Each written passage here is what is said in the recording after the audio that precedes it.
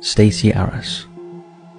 On July 25, 1981, 14-year-old Stacy Arras from Saratoga went on a horse riding trip with her father George and 7 others in the Sunrise Meadows area of Yosemite National Park in California.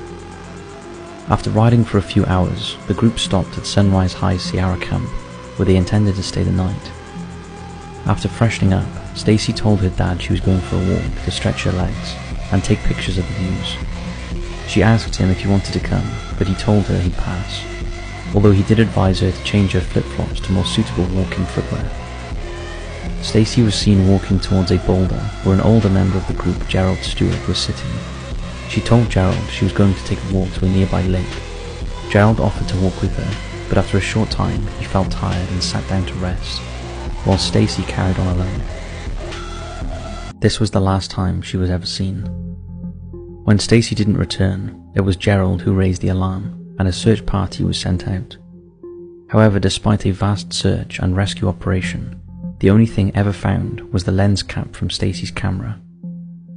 There were no indications of an animal attack or a scuffle of any kind, and no sign has ever been found of Stacy's camera or her clothing.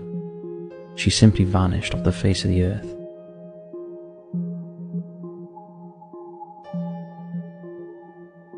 The missing days of Danny Flippidis.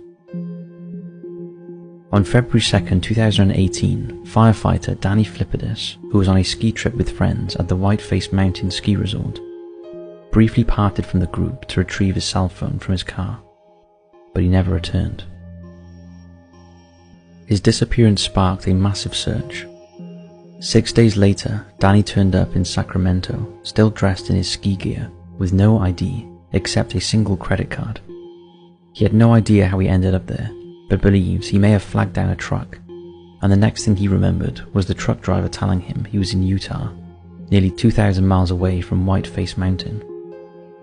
Danny eventually got a phone, but took a day to remember his wife's phone number to call for help. Once Danny returned home safely, questions and speculation swirled around his cross-country journey. The supposed truck driver who transported him to Sacramento seemed to be the only one who could solve the mystery. However, authorities could not identify the driver, and despite publicity, he has never come forward. It's believed Danny suffered a head injury at some point, resulting in a concussion and memory loss.